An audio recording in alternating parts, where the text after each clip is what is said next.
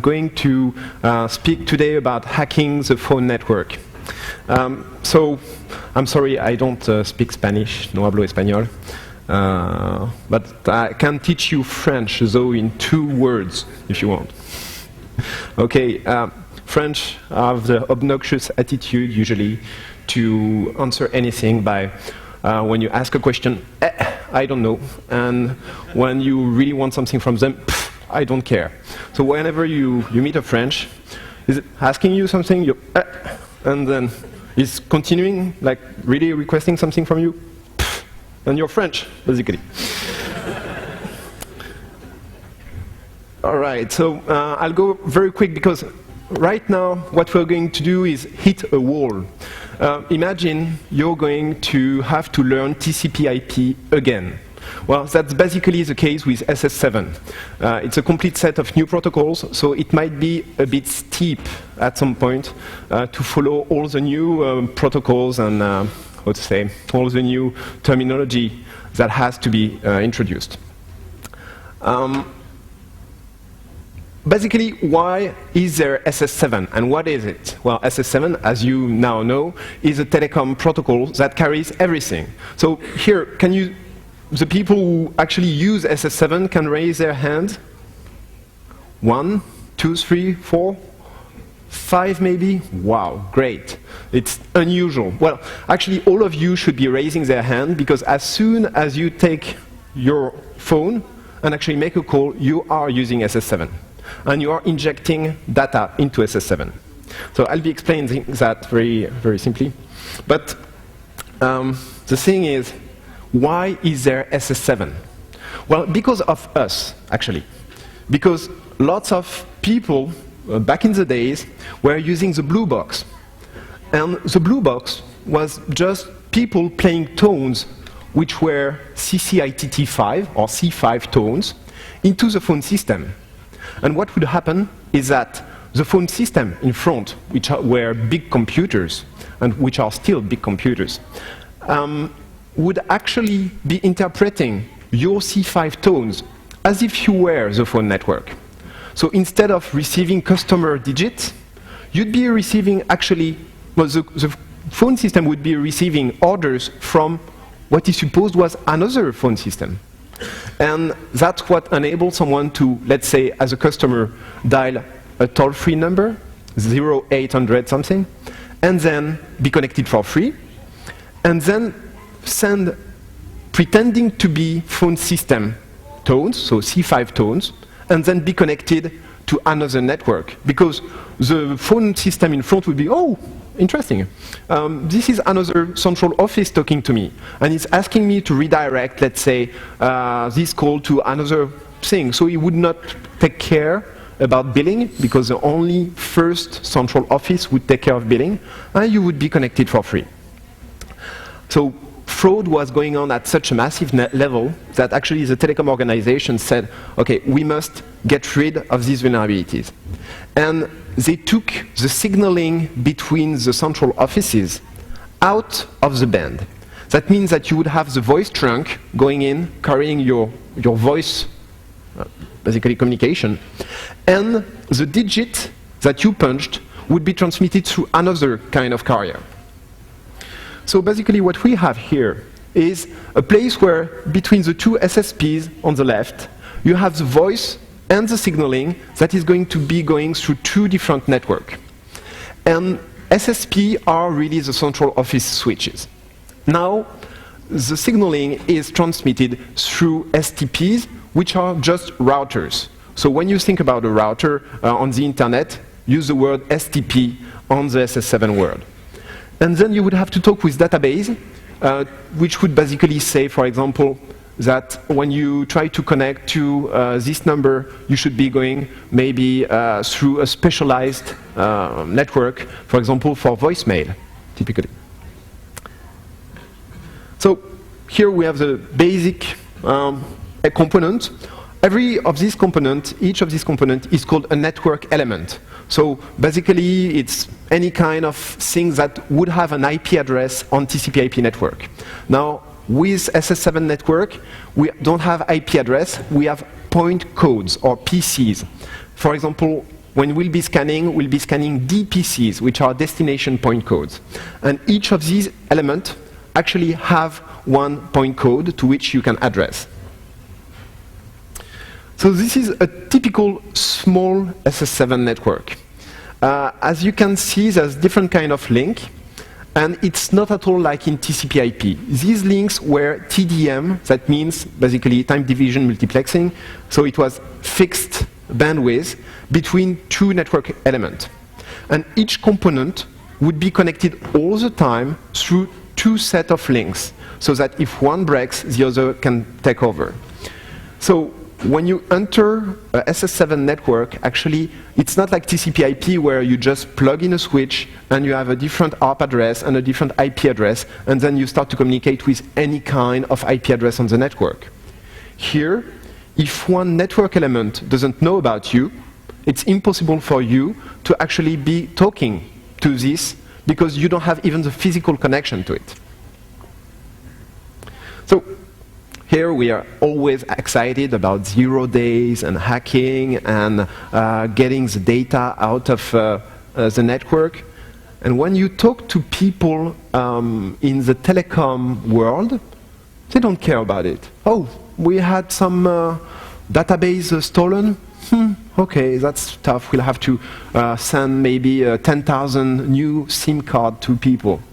But you're telling them that their network is going down for 1 minute, and then they go nuts. Because for them, 1 minute of downtime means millions of dollars that are evaporated. We are talking about big networks here. Each phone network, like a GSM network, is several hundred millions of dollars. Any kind of, let's say, BTS can be tens to hundreds of thousands of dollars. The BTS are the radio towers that you see everywhere. This is heavy money, and actually, right now, the big tendency is commodification of the whole SS7 network, because this is too expensive. This is reliable, you rely on it for your daily life, but when you compare it with the TCP/IP world, there are things that are priced so high that it's not reasonable anymore. So lots of new companies are entering the domain, this telecom domain, in order to make things cheaper and then basically conquer a market. But this has a direct implication of making the phone network more and more open. And since it's getting more and more open, there's more entry points and there's more threads that are exposed. So as I said, we're basically going to learn again a new computer network stack. It's a bit like TCP/IP. If you look at the bottom level, you can see MTP, which has a message transfer part, or message transfer protocol. This is basically ARP and physical access to the medium, and the really low-level equivalent of TCP/IP. And on top of that, you have SCCP and TCAP, which are basically a bit like TCP. They take care of providing connection between different network elements with addressing, and they take care of sessions, or what in telecom we call transactions. On top of that, you can see you can see different protocols which are basically MAP, which is the mostly used right now, which is a mobile application protocol. So it's basically the protocols that enables you to make cell phone calls, to have your calls following you between different BTS or BSCs. So that are the radio towers that you see everywhere, and the radio controller that are following you. And this is called, in our terminology, the handover. So here I'm going to talk mostly about SS7. And SS7 is a bit of a schizophrenia. This schizophrenia is coming from the fact that we separate the signaling completely from the voice trunks. So we'll be only thinking about how to inject things that talk about circuits, and we don't talk about the circuits. We don't talk about the trunks that are carrying the voice content, actually. In SS7, the kind of addressing that you have between different network elements actually is not the same as the one you have for phone trunks that carry your voice. it's an old world. For example, on internet, when you send a packet, it's okay, it goes on the wire. When you don't do anything, there's nothing on the wire. Well, in telecom world, that doesn't exist. If you have nothing on the wire, you'll have fill-in signaling unit that will be going on all the time and fill just the nodes or the cells like in ATM.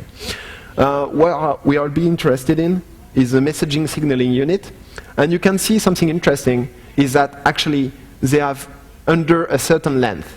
And actually the interesting part, the SIF, is under 272 characters. We're talking about a world where packet fragmentation and reassembly is not something they want to deal with. So that's why everything is in SS7 messages is usually only one message. And when you have to have more data than 272 bytes, you need to use TCAP in order to do this transaction. So now, into this new world, as I told you, there's the routing label, which is basically dealing with destination point code, your destination address, originating point code, it's your source address, and then plenty of other information such as subsystem. So there's plenty of different ways to address things in a network. I'll be going through these, but mostly on the left-hand side, in the routing label, that's what we can use to do SS7 scanning. Then, on the right-hand side, that's the application data. That's where we want to actually do some hacking and inject some data that can create some problems somewhere else. What is interesting is all these messages are not like in TCP/IP. They can be duplicated. So let's say you send this packet to one STP, which is a router, and this router is going to forward it internally, let's say, to something called the HLR, the home location register, which holds all the SIM card secret keys and all the relationship between the SIM card identification, which is called an IMSI, and a phone number, for example. And you're going to do that through a pen test. You're going to try to do something bad on the HLR. Well, what is interesting is that when you send a packet to the HLR, there are many other equipment that get a copy of it. So one time I was doing a pen test and on a big live network, and we inject very carefully the attack packets. You know, in pen test, usually there's progress meetings and progress reports where you give news about your pen test. And we're like to the customer, okay, we tried this and that and that. And our attack didn't work, so we are going to go on this and that attack. And the customer goes, oh, wait a second. On this, the number 3 attack that you did, can you exactly tell us what you did? And we're like, oh, we injected this kind of packet, and we did that, and basically it didn't work. He's like, yes. Well, actually, it did work, but not on the home location register, not on the HLR that you were targeting, but on the legal interception gateway that gets a copy of all SS7 information. The legal interception gateway is the legal tap, or the legal eavesdropping. That's what cops and law enforcement agencies and intelligence agencies use in order to control, manage, monitor, and listen to phone network conversations. SMS, real-time phone, basically a conversation. And I'm like, yeah, and so what? And I'm like, well, you know, your attack did not crash or do anything on the HLR, but it completely crashed the LIG. Ooh, that meant that for some hours, the country had no capability to eavesdrop on criminal activities or hackers. Well, so they were pretty much annoyed about it. And guess what? When most of these LIG, depending on the country, are deployed, the telecom operator doesn't have the hand on the equipment. So there's the legal, the law enforcement agencies or the legal entity from the government that says, okay, on this date, you'll have 10 guys from a company that will come to your data center to install the LIG. Please make sure they have entrance to your network, and you can provision the SS7 routes to them. And okay, the company complies, and then there's 10 Israeli guys who show up and say, hi, we're from the legal interception gateway company, and we're going to install the system into your network. Please give us all your code so that we can provision everything into your system. And I'm not joking, I've been to several places, it's exactly how it ends up, and the telecom operator doesn't have access to that LIG. So that may ring a bell to you for the guys who know about Athens Affair. Who knows about Athens Affair here? Ever heard about it? 100 officials, such as minister and top companies, being eavesdropped on by backdoors inserted into SS7 networking equipment in Athens, Greece. Never heard about that? All right. There's one guy who probably heard about it and is dead.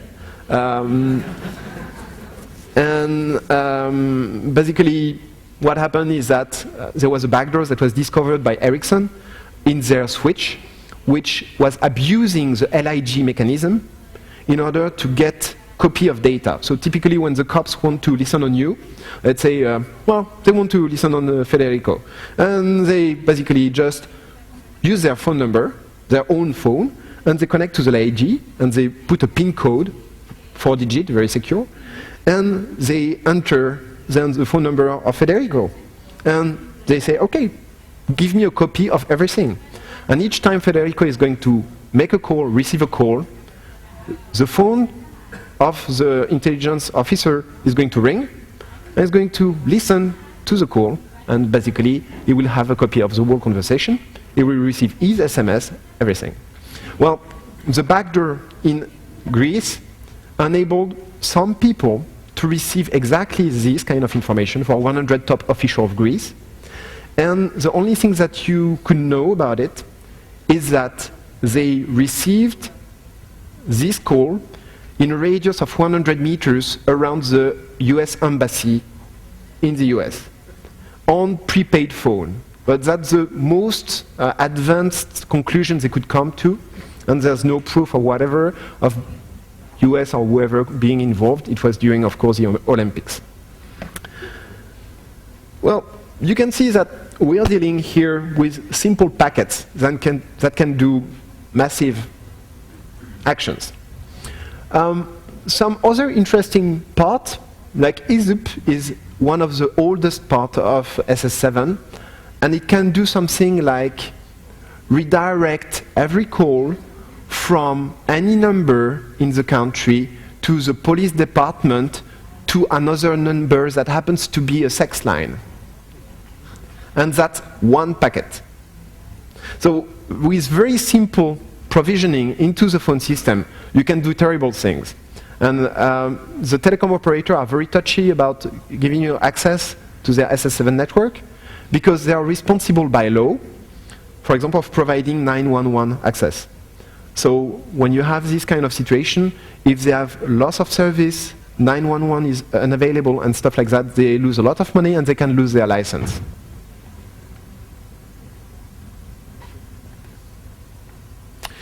So now that was very abstract, and what we really want here is how to deal with that, how to connect to it. So there's a great evolution is that the IETF said, okay, TCP/IP is great, let's make it possible to migrate SS7 on top of TCP/IP. So basically, what we have now is a different kind of network where on the left-hand side we still have the old SS7 network, and then we have some signaling and media gateway that connects everything to the IP cloud. This is done thanks to SCCP, which is a protocol, which enables a reliable transfer. So here we have a few components here that will be all connected through something else than the regular TCP and UDP, because these guys are really concerned about having basically some kind of reliability. So when you think about the media gateway, you don't think about a regular PC. You think about 2 times a set of rack, typically from Huawei or from Alcatel or from Nokia Siemens network or these people. And this is one logical element. So it's filling already a data center. Then you have another data center for the pair of it, because there's always pairs of it. And usually the kind of place it's happening is something very hidden, and you pass the first door, and then you see an armed guy who checks your ID and then checks that you're really expected on the phone with some central authorization office. So they tend to be very itchy about the security, physical security there.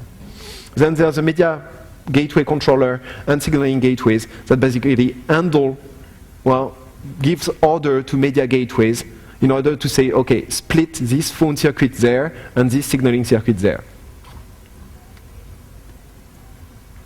And then there's the Sigtran protocol. So Sigtran is based on SCCP I'll be presenting and carries everything on adaptation layer. So you can see that as a kind of pillow between the SS7 network or the SS7 protocols and the TCP/IP protocols.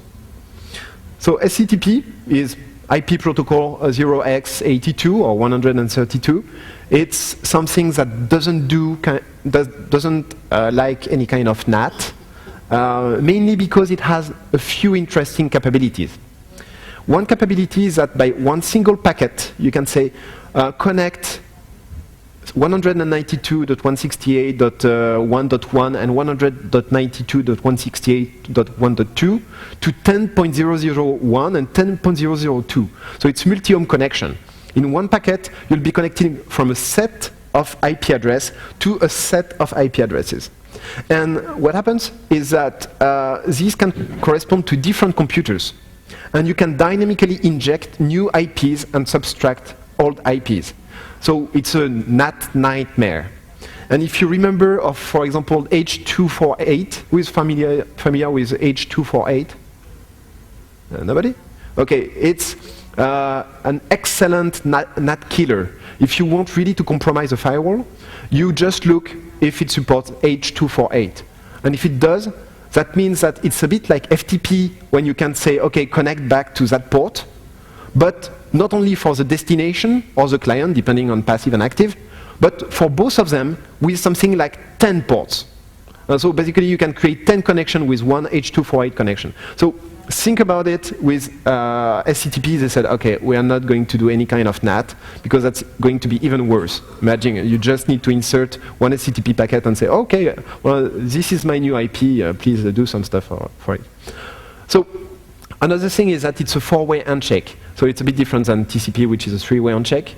It enables multi-stream, so that basically you can say, oh, let's have, in TCP it's one STD in, one STD out, and some out-of-band packets. So that's 3 streams at most. Here we're speaking about something that can say, okay, let's have 10 stream in, 20 stream out. And basically you can use all of them. It's really well adapted for multi-threaded environment and this kind of thing. And you can have a TCP kind of mode and a UDP kind of mode, where you send streams or packets. So basically what we have in terms of scanning or connection is typically this. The 4-way handshake goes first with a packet that we'll call right now a packet type init. You'll see it's false a bit later. And then you get init ACK. Then you get cookie eKo, which is anti-denial of service and anti-spoofing kind of technique, and then a cookie ACK. Typically, this is actually coming there, to be precise, so it's beautiful ASCII art straight from RFC 2960. In each SCTP packet, you actually get multiple chunks, and each of the chunks can be init and some other kind of thing. So it's a bit of a state machine nightmare. If you try to implement SCTP, you'll see that there's plenty of room for bugs, because you can inject a weird combination of chunks that will trigger a specific condition into the foreign state machine. How many of you remember of Linux SCTP kernel bug? Yeah, a few hands. Well, that's exactly what you can expect in the future with everything that is upper from SCTP, because it's so complex that it's easy to make a mistake. SCTP kernel bug was remote exploitable for years before it was actually fixed in the Linux kernels. It's a hint for fuzzing if you didn't hear me. Okay, so what we'll pay attention here is actually init packets, init acts, of course, abort and shutdown acts. There's plenty of others. There are interesting packets which are the heartbeat packet. So basically when a SCTP link is not going to be good enough for the quality of service requirements, the connection drops and you go to another kind of multi-home association. So it's really something that is quite dynamic. And then we have the common header of the packet before the actual chunks, which are quite familiar. 65,000 port in source and destination. Basically, that's like TCP. Okay, so I developed a little tool called SCTP scan. It's supported to run on a few architectures. And the idea is to be able to do some scan like you do with Nmap. It does this kind of scanning, and it's interesting to see that there's very often some kind of nasty tricks that the telecom backbone is playing on us, because it requires, for example, when you connect to it, to have the same source port as the destination port. And very often, if you don't have that, you'll see nothing as open. So there's Nmap, who have now in the 5.0 version support for SCTP, but it lacks these little tricks that make it really reliable in order to scan for telecom backbone. SCTP scan is included in Backtrack, and there's now a new version in GitHub, so you can download it from the internet. It's completely open source. Now, we have a difficulty here, is that typically each Sigtran or SS7 node is going to be paired with another computer and configured for this other computer. So it's as if you'd have, let's say, IPsec tunnel that will only answer to another IP in order to establish the IPsec tunnel. And that's something that really prevents you, except if you do some kind of spoofing, to get into the SS7 connection. So what we have typically is from the RFC that when you send an init packet, you shouldn't get any kind of answer. And when you have one that is open, well, you should get an acknowledge. It's really painful because you don't know if the packet is if the port is really closed, or if it's packet lost, if you need to retransmit, or if you need delay, or if your packet was delayed. So it's a nightmare. Thanks to basically Linux kernel implementation, which is very nice, it sends us a board. So basically when you get to send packets, you can definitely know that the port is closed, because you basically get aborts. So you'll see that actually the scanning that we get is much better than in what was foreseen from the RFC. Typically, what we get in using SCTP scan is very simple options. It's basically a bit like Nmap. You're just going to set up your remote network, which can be one IP or which can be a set of IP, a network. And you can tell it to do only frequency scan. Here you see a few ports, and or auto port scan anything that is basically supporting the SCTP protocol. So when I created this scanner, first thing I did is like, wow, that scans the internet. And I'm like, this is not stealth. Well, let's see. Anyway, we can basically see if some people complain. And I start to scan like massively. And well, I fill up a few hundred megabits of bandwidth, and okay, wow, in a few actually weeks, I got the internet scan, and roughly nothing in terms of nobody was using it, at least externally, hopefully. And then I'm like, wow, but this must be noisy. And I continued to do it, and I give a few conferences about it.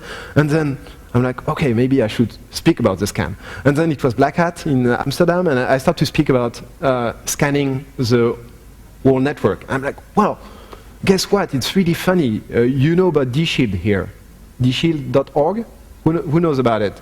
Yeah, you guys. Okay. So the thing is, dshield is about picking up firewall logs and putting that in a nice web interface. So I was like supposed to appear somewhere in there.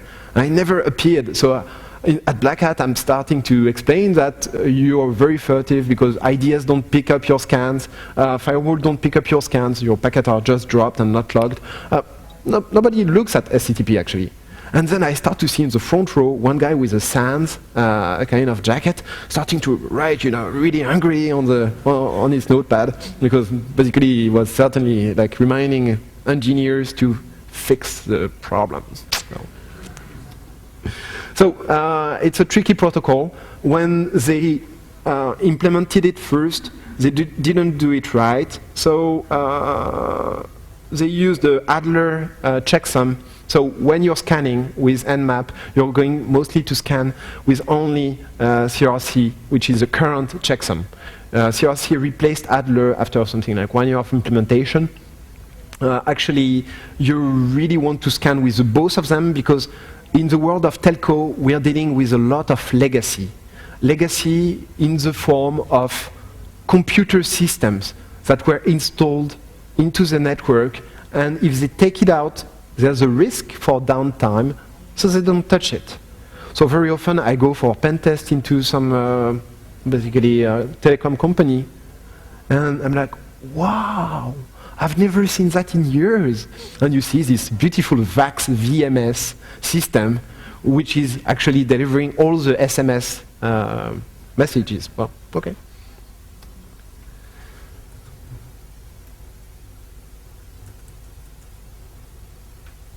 Okay, so then what really goes over SCTP? Because this is only going to be our entry point to the phone network. It's a bit like finding the entry point of IPsec tunnel. And when you get this IPsec tunnel, well, you want to inject some stuff in there. So what you have, for example, is this is a kind of adaptation layer that will be transporting the top three protocol, TCAP, SCTP, and MTP3, on top of IP. And this is called M2PA. So M2PA role is to say something like, is the destination available? Yes, thanks, I'm going to forward some packet. And with that, we can start to do some scanning. Well, there's plenty of it. There's M2PA, M2UA, M3UA. So it's depending which layer you are going to transmit over the network. Once again, a lot of room for vulnerabilities. Because in there, you have only proprietary implementation. There's something called OpenSS7, but actually it's not really a working implementation. So all the big telecom network equipment provider and manufacturer are actually making their own stack. So each has these different fingerprint and can be also be full of vulnerabilities. I didn't say anything right. So one thing that here will be quite interesting is actually SUA, because SUA enables you to directly encapsulate very high-level messages. So you don't have to do a lot of encapsulation yourself into recreating this stack. So one thing that is interesting is that when you're doing a connection, actually, with a legitimate peer that is provisioned in the system, you're going to do this correct peering to the port 2905. And when you're going to connect to some port with the attacker system, well, usually you receive an abort. Very interestingly, some kind of negative scan, where when you connect to the 2905 from the attacker, you won't get any acknowledge. So that's a negative scan, because since it's not answering you, it means that it exists. So that's why then you need to do some tricky scanning. So right now, I'm working on the evolution of SCTP scan, where actually we're doing a prediction of the peer's IP addresses by scanning wide ranges, by adding into the SCTP headers new multi-home addresses. So if the IP ID is going up faster with some kind of IP address into the header, that means that we are using a kind of IP address, or one IP address, that is the exact legitimate peer. And by dichotomy, we can reduce quickly the number of address down to the address that is a good one, right? So now, what do we want? We want to play, right? So the thing is, you can only play really when you're dealing with your own network, because the operator are not even very happy about let you play and do research with their test network. And the reason why is that their test network is actually sometimes used for heavy deployment, test, and interoperability. When, for example, here Telefonica or any kind of other operator, I think we have Claro or this kind of operator, when they have a new partner, a new operator, they are going to spend something like 1 month to qualify one link. And there's lengthy procedure. It's not like in IP, oh yeah, it's working. And so the feeling of telecom people to people who are coming from IP networks is like, oh yeah, you're the TCP IP guys. Yeah, TCP IP, it's what I used to print on the network printer, right? So that's how they see TCP IP network. And the kind of research and playing is definitely not something of their liking. So we need actually open stacks and open basically networks. So we created the 7 bone. So maybe some of you are familiar with the IPv6. So at the beginning of IPv6, to interconnect the networks, there was something called the 6 bone. That is familiar? Any of you? Yeah? So basically, what we said, okay, what we need to create is some kind of 6 bone, but for the SS7 network. So the 7 bone is using a few different open source implementation and closed source implementation, sometime in the form of big, huge machine connected in Thailand or in France or in Hong Kong, and we connect that through VPN. So basically what is clearly open to, there's 3 kind of different network on 7 bone. There's a research network, there's our test network, and then there's some kind of production for customer network where we can do actual test with their test bed, so that we can do remote evaluation of the SS7 product. OpenSS7 is nice to look at the source and see how it's done, but it's so big and it's not really practical. So I advise you actually not to spend too much time on it, but actually use freely available Intel stack, which is Dialogic originally, and it's supported on Linux, Windows, and Solaris. So get the binaries there, and basically you can have some working SS7 implementation on your Linux box, which will only run for 10 hours. Well, after 10 hours, Control-C, reload, that's it. So you see that it's quite easy to use. That's definitely what we are using mainly to interconnect the big thing over the 7 bone. And there's the other implementation. So here what we have is a lot of closed development. And each of them did their own kind of development with their own specificities. So when you're using Wireshark, actually, you'll see that there's plenty of protocols going on the network that is definitely not recognized. So here, let's have a little look at, for example, a very nice decoded implementation of a SCTP packet, which is bearing some kind of well, it's called BICC, Bearer Independent Call Control. So that's the IAM message, which says that's the beginning of a phone conversation. And what you can see here, it's easily on Internet Protocol. It's protocol, okay, or x84, sorry, so it's 132. And then you have the SCTP coming from port 8000 to destination port 7000. And then you have some data, which is actually carrying M3 UA, so the protocol identifier, what we call the PID in the packet. Now, what is important is that here, very often, there's proprietary implementation that won't put the correct number in the PID. So your Wireshark won't know anything about it and won't decode it. So it really requires to look at actually the bytes inside the payload to really know what kind of protocol it is.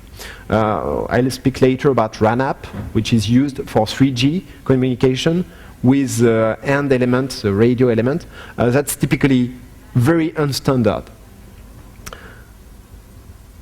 Then you got the, as I said, MTP3 that is carried over SCCP protocol. So if someone is following really attentively, are we speaking of M2PA, M2UA, M3UA? Okay. Well, since MTP3 is on top of it, it's M3UA. Well, that's a kind of thing that you can do.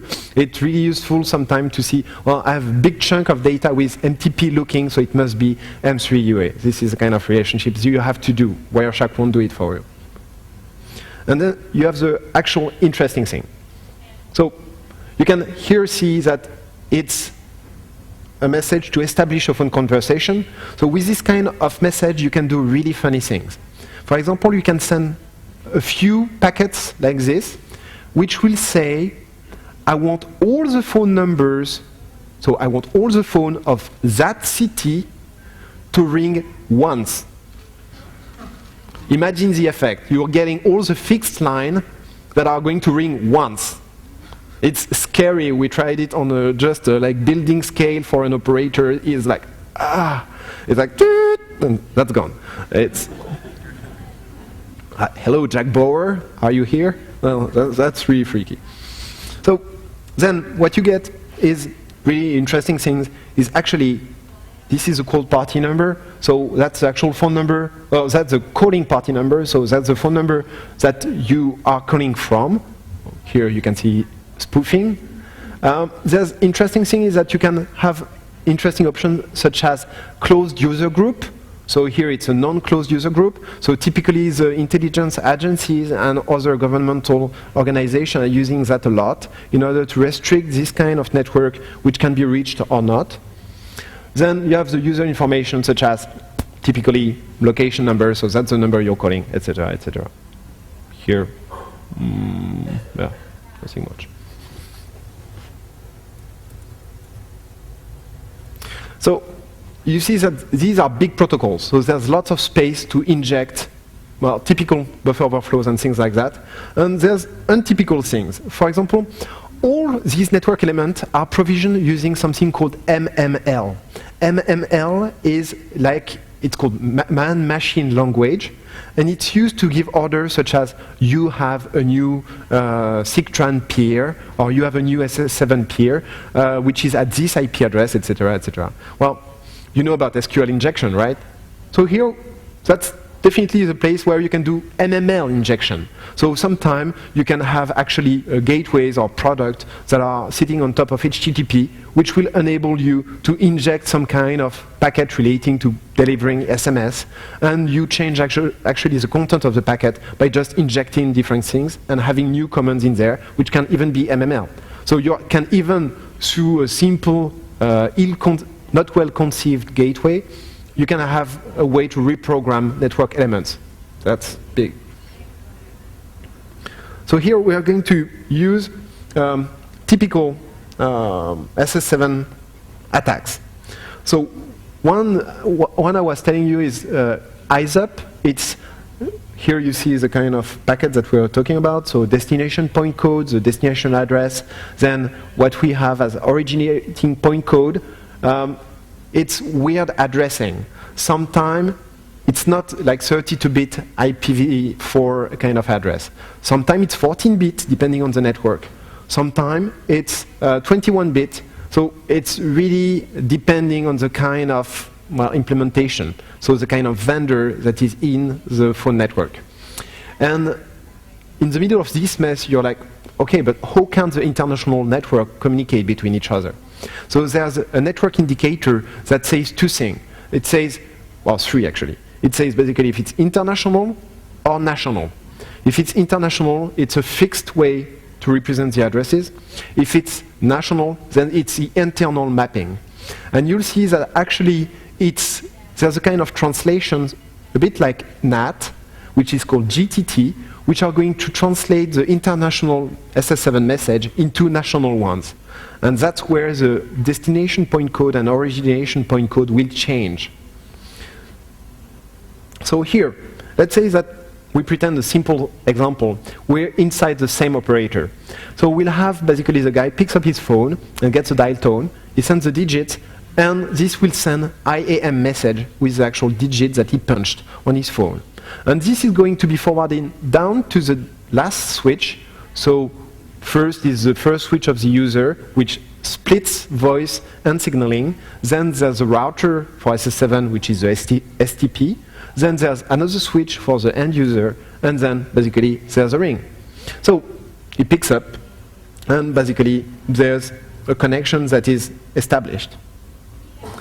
Now, what if you send, like, let's say, to one precise prefix, 100,000 packets? Well, that's called capacity denial of service, because you're going to make all the switch provision a lot of trunk voice, so that basically no other trunk will be available for legitimate calls. So you can take out one city, say, okay, I'm going to just make Parana completely unreachable. And that's, well, something which represents not a lot of bandwidth from our perspective. Then you can do basically things such as, okay, the call is complete and you can actually do your communication, or you can actually release the call. So when you release the call, you send a rel packet that will actually disconnect the remote phone line. So here, what we have is selective DOS, where you can actually, well, terminate this connection.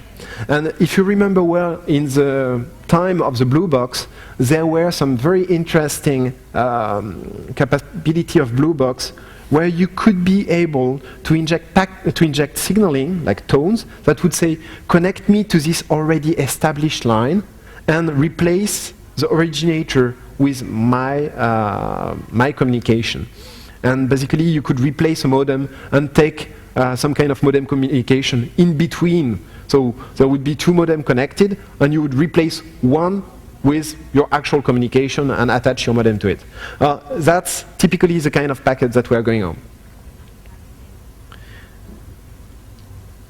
Now, I started to speak about a bit complex things, such as the global title translation.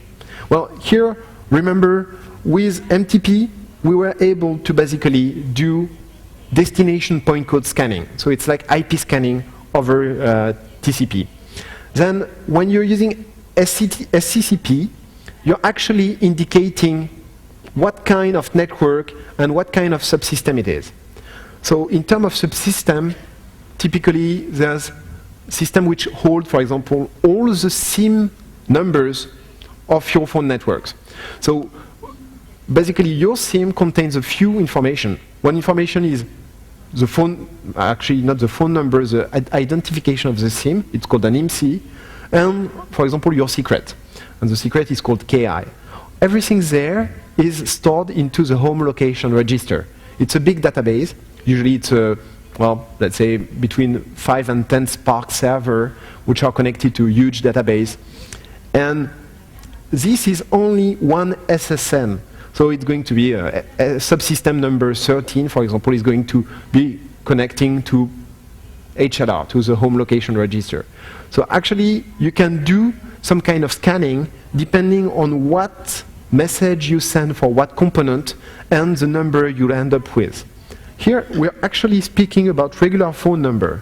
So there's an interesting thing, is that each of the elements inside the phone network not only have DPC, like destination point code, but they actually are addressable through phone numbers.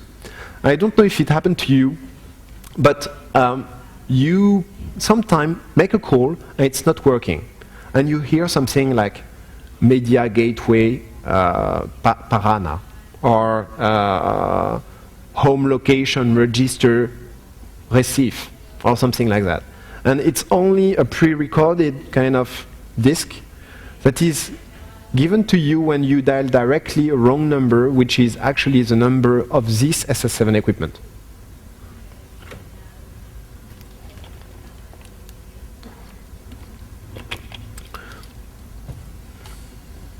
So, I don't much time I have? Okay. Here what you can see is basically we had a translation between a point code that was internal and a point code that was external. So this was the external point code that you didn't set, and then there are internal point code. Sometimes you can have leaks because there's a replication of the point code in a sub-protocol that is not translated well when the packet is sent back.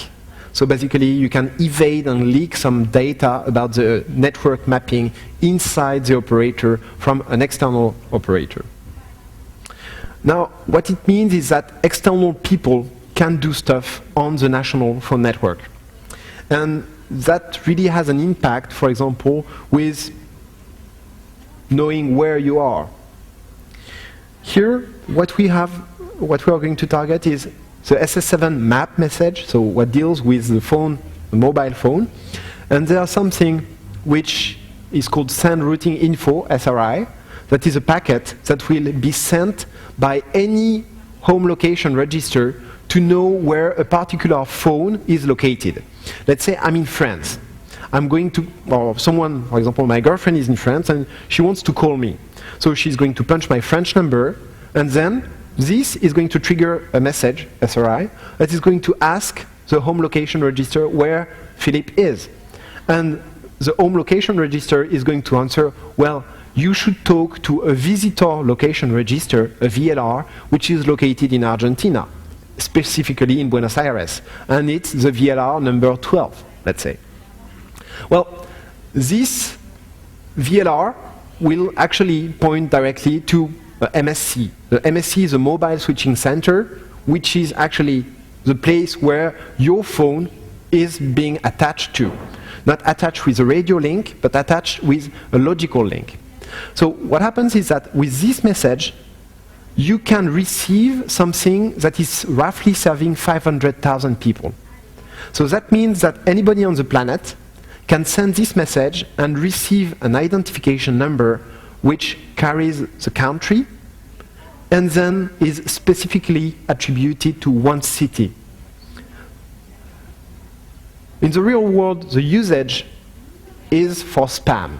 They send tens of thousands of these messages in order to identify which numbers are working and then send spam for it.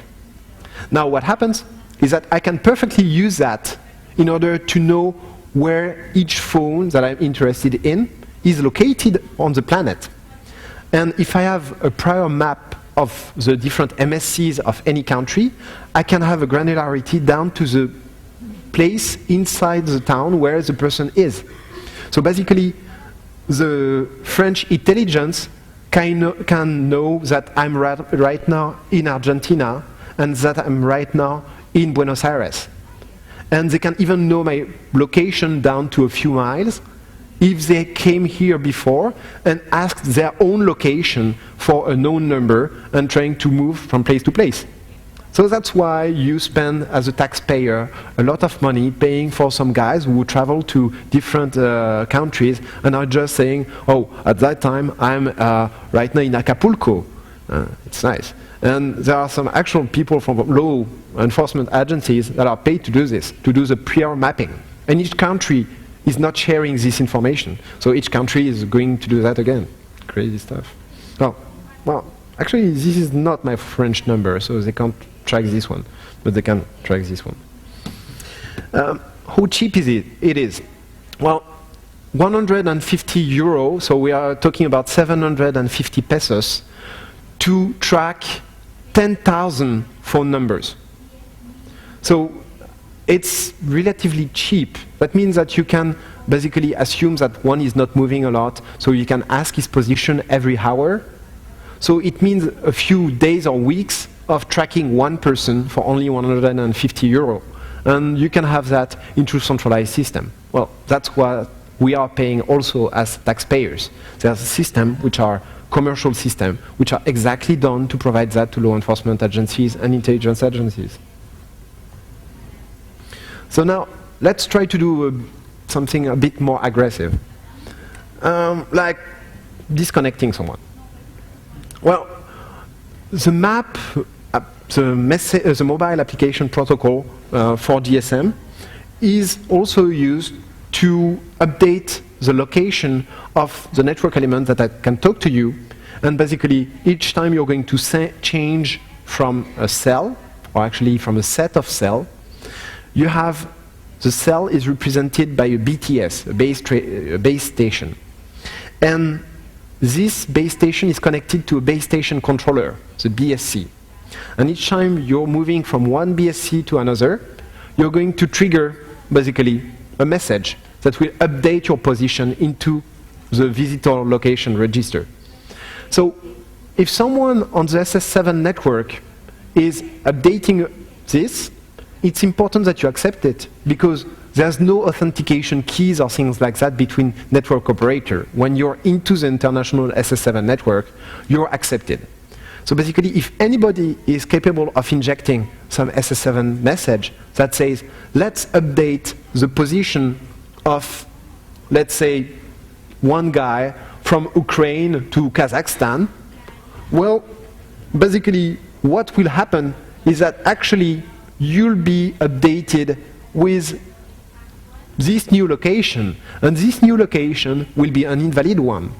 But since you're targeting MSC, which is somewhere else, all the calls of your phone won't be redirected here, because actually your originating country is sending all your calls to Kazakhstan and not to Argentina.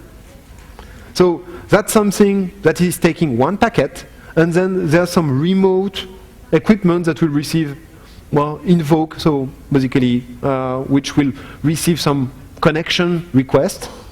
And the thing is like, well, you know the French? I don't know about this. I don't care. So I guess the SS7 was designed by French people, and actually it was mostly designed by European people. Now we have new threats and new perimeters. As I told you, SS7 network is completely closed at the beginning. And you have now SMS providers and things like that. So the thing is gradually opening up. Well, it's opening up now much more than on the provider side. What we have is femtocell. Who heard about femtocell here before? Okay, a few guys. Okay, great. Femtocell is when you're in a remote location. For example, your home is in the countryside and you don't have coverage for your phone. So basically, you still want to receive calls. Well, the operator is going to sell you for really cheap some kind of equipment. So let's say you'll be able to have it for 500 pesos, $100. And this equipment is actually a GSM and 3G base station. So in the GSM, it's called a BTS. In 3G, it's called a Node B. Go figure. The thing is, they're even very often selling that to you for cheaper than it really costs. Get a few of them. When they really know about what I'm going to present, it won't be that cheap. Well, the thing is, this hardware creates a radio cloud around your house where you can receive calls and connects through the internet through your ADSL line with the IPsec tunnel. Guess what? The Node Bs are typically ARM-based embedded platforms which talk IPsec and embed some kind of SS7 dialect, which is called a RAN app, which is, of course, on top of SCTP and Sigtran. So what we have as a result here is typical carrier-grade SS7 connectivity with actually a very insecure hardware. Well, when I looked at some products, some of the product, and specifically one, was for sure untested. And what we had was that basically you could get into the hardware by the JTAG, by the serial line. You could actually see multiple vulnerabilities in there. You could actually see that the connection to the provider would enable you also to connect to all the other Node Bs. And since they're also insecure, you could connect to theirs and do anything bad from their connection. Steal their IPsec credentials, stuff like that. So here, we had so many requests that actually we started to develop a binary auditing vulnerability auditing tools. And that led to a new kind of product, which is definitely related only with binary tools, which is something you need because we are talking about huge binaries and things that you can't automate, you can't really audit by hand. So what we had is vulnerabilities in the binaries, a vulnerable 2.6 kernel, then the IPsec credentials that enable you to access all the other node Bs and to access directly the Sigtran controllers of the SS7 network. So that's a huge like entry point to network operators' backbone, and they did some security stuff, but it's some new world, and it's really difficult for them to really get it correctly done. Now, there's still other new parameters such as SIP. You're all familiar with SIP. So, interesting thing is that I spoke about all the different kind of entry point into the SS7 network. Maybe I didn't speak so much about ISDN. ISDN is actually speaking a dialect of SS7, which is a reduced version, Q something. Well, it's the number of the specification. The specification used to be closed source, now they are open. And what happened is that you can actually is working well too. So why not use SIP to carry everything? And okay, there was a need, so the protocol was created and the extension of the SIP headers was done, so that all the information that SS7 is having, which is much more information than SIP was able to carry, well, can be encapsulated into the header and passed from the left-hand side to the right-hand side. So what does it mean? SIP is something that usually you don't need to be a defined peer to connect to, and you can inject UDP packets, and these UDP packets carry SS7 packets. So encapsulated into the headers as actually SS7 data. And then what you can do is actually insert much more easily the SS7 packets than by going through the whole Sigtran protocol stack. So that's one way to get into the network. Does that ring a bell? Here, we're speaking again of in-band signaling. So you remember the old blue box thing where they went through a lot of pain to disconnect the signaling from the trunk? It's here again. We're back into the blue box days. Because here, you're basically having the same kind of communication. You have your RTP flow, your SIP flow, and that's something that you, as a user, are controlling. So you're once again in the band. That's some place where actually the operators have a lot of upcoming problems. And there's also other ways of getting into the phone system. If you don't want to get through all this SS7 network, which is quite tiring to develop the tools with, and each of the network is using protocols which are going to be a bit specific, so you always need to tweak your stack. Well, mostly the telco are in this old thinking about the walled garden. So that means that they still think that their network is completely closed and anybody inside the network is going to be trusted. So once I was doing a pen test and I test for some stuff and I'm like, wow, this port 1998. Some of you guys know what is port 1998 in TCP? Rings a bell? Anyone? Have you ever heard about XOT, X25 over TCP? Well, that's something that Cisco has been using for a long time. And I asked the guy, well, I'm accessing some data over your X25 network. And the guy said, no, I have no X25 network. Like, right. And what's about this? Then I connect to it, and I connect through the XOT port, and the guy is like, oh, okay, that was all his BSC, so all the base station controller that were actually connected through X25 over TCP network. And the thing is, well, the vendor didn't tell the operator about it. He just implemented it that way, and okay, Everything like in the good old days, you connect to some systems that are embedded VxWorks and that don't even ask you for a password when you log in. So basically, you connect to a TCP port, you encapsulate X25, and you connect to some equipment that if you take them down by just typing halt, well, you have part of the network that is disappearing, and I'm talking about that right now. Well, there's also the database side, so sometimes you're like against HLR, and it's going to be very difficult to really speak the good SS7 terminology. Then you have actually an Oracle database that is used for all these HLR or intelligent networking stuff. And you can directly access and modify the database. So now we are talking about the typical problem for the telecom operators.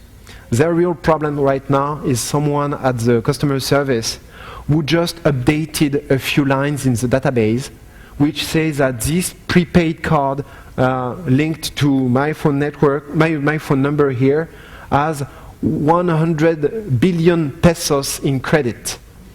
And that's suddenly appearing on the phone network being highly used because some people on the street are reselling the prepaid card to a lot of people. So that's the fraud that they are really seeing. Typically for that, the phone doesn't rely on having a good database security. They prefer to pay $500,000 for a system called the Fraud Management System, or FMS, that is going to look for suspicious usage of a particular phone number. And that's how they detect fraud. That's a bad standard, with default passwords and really lame security level and horrible binaries hard-coded that you need to inspect and basically really long pen test. There's another standard of operators that are really ultra-secure, and I've seen a couple of them. They used MPLS backbone, on top of that VPN, on top of that they are actually using the best security provisioning mechanism for firewall, where you only have some kind of tubes between each endpoint. So that's something they provision not with a typical command line, but that they provision with systems. And that's some system where you're actually doing the pen test, and you're like, wow, I don't find anything. Then you start to move up to the application layer. And when you start to move up to the application layer, it's something like the same nightmare, where you have /log and /conf open for anybody to read with password logged into the log files, etc., etc. So it's really terrible. So we'll have to, I think, oh, how much time do I have? Yeah. Now. So there's a way to get secure.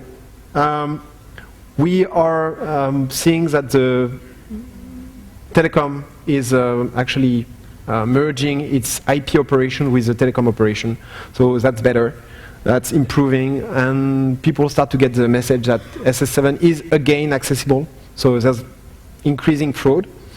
We are welcoming any kind of people who want to work with us on SCTP scan or to connect to the 7 bone. And it's completely open source. That's part of research that we do at least completely openly. And basically, well, the most important thing is getting the word out that this is accessible and to change basically the way you think about the SS7 network. I would like to thank all the people from Telecom Security Task Force Research and K2 and also Skyper from THC. They are doing a great work in terms of all the research. Thank you very much to all of you, and the slides will be on the website after this talk.